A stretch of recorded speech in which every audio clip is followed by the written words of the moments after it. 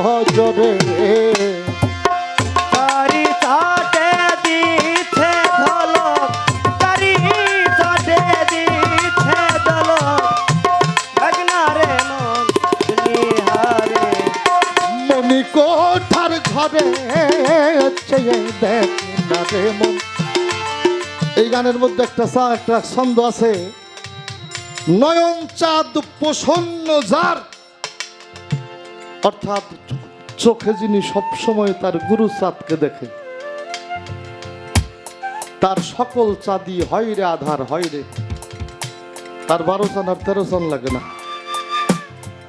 ফকির লালন বলে বিপদ আমার গুরু নাম ভুলে রে, সে দেখ না রে মন দিব্য নজরে। নজরে চারি চাঁদে দিচ্ছে ঝলক তোর মনি কোঠার ঘরে। এই মনি কোঠাকে যারা গুরু কর্মে পরিপূর্ণ করে ধরে তারা নিজেরাই পূর্ণ চাঁদ। এই জন্য কিছু কিছু মানুষের নামের শেষে খা ভুইয়ে মিয়ে, আবার কিছু কিছু মানুষের নামের শেষে বংশের পরিচয় নাই, আছে চাঁদ। কর্ম করে যে হইতে পারছে ধরতে পারছে সে হয়ে গেছে। হায় হায় মিশামিশি মোল্লা দিশাম, মিশামিশি মোল্লা দিশাম, 112 কিতাবের কোরআন পড় তৌহিদ কর চরণ মুর্শিদের, কোরআন পড় তৌহিদ কর। এই পর্যন্ত প্রশ্ন তাহার জবাব করলাম সারা।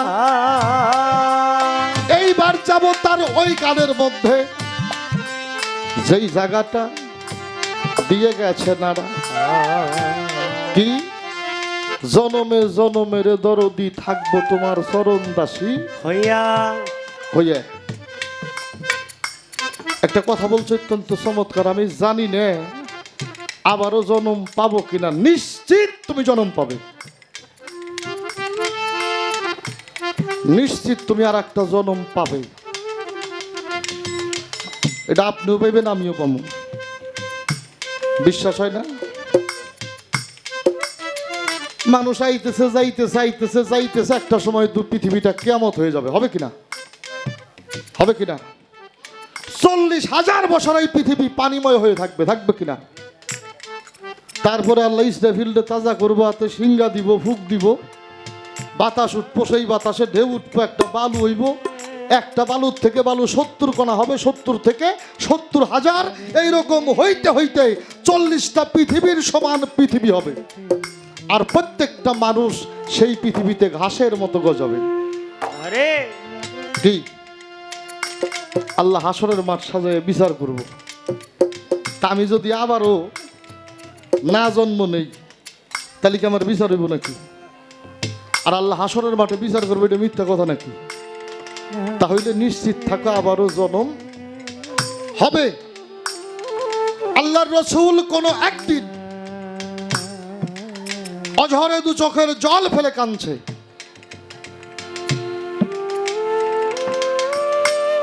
এসে কিছু সাহাবীরা আল্লাহর রসুলকে দেখে যখন কাঁদে, আল্লাহ রসুল তার কান্নাটা বন্ধ করে দিলেন, কিন্তু সাহাবীদের মধ্যে একজন সাহাবীর কান্না যেন বন্ধই হচ্ছে না। একজন সাহাবীর কান্না বন্ধই হচ্ছিল না, সকলেই কান্না থামিয়েছে, ওই সাহাবী শুধু কাঁদতেই ছিল, কাঁদতেই ছিল। আর আল্লাহ রসুল তাকে টান দিয়ে বুকে জড়াই ধরে বলল, কান্না তা আমিও করলাম, আমার সাথে অনেকেই কান্না করলো। সকলেই থেমে গেল। বাবা তুমি থামছো না, কারণটা জানতে পারি? ওই ব্যক্তি ডেকে ডেকে বলেছিল, রাসূলুল্লাহ আমি জানি আপনি খুব তাড়াতাড়ি পৃথিবী থেকে চলে যাবেন। এই ঘটনাটা গাদির খুবের ভাষণের পরে। আপনি যদি চলে যান আমরা কার কাছে যাব? কোথায় যাব? কার কাছে যাব? সঙ্গে সঙ্গে আল্লাহ জিব্রাইলকে পাঠিয়ে আল্লাহ রসুলকে জানিয়ে দিলেন, ও জিব্রাইল আমার বন্ধুর কাছে বলো, এই পৃথিবীতে যার সাথে যার সম্পর্ক কাল হাসরের মাঠেও তার সাথেই তার সঙ্গ হবে।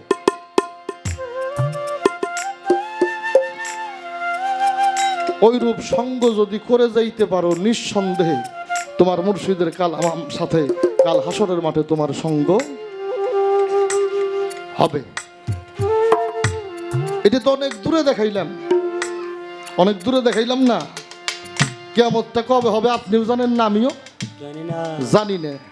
তবে একটা নগদ কথা কই, সেটা কি জানো? এই যাইছো মুর্শিদ মুর্শিদ কইতেছো, এটা মুখের কথা। যদি হৃদয়ে ধারণ করতে পারো, আর যদি খেয়ালে সদা সর্বদা রাখতে পারো, যাবার সময়ও তুমি মুর্শিদকে রেখে যাবে আহ, না। আর যদি মুর্শিদকে নিয়ে যাইতে পারো, তাহলে তোমারে ছাড়াও মুর্শিদ থাকবে না, মুর্শিদে ছাড়াও তুমি থাকবে আহ। না। সেই জায়গায় দাঁড়িয়ে কালুসা ফকির বাবা গানের মধ্যে কি কইছে শোনো। নিরিগে বান্ধরে তুই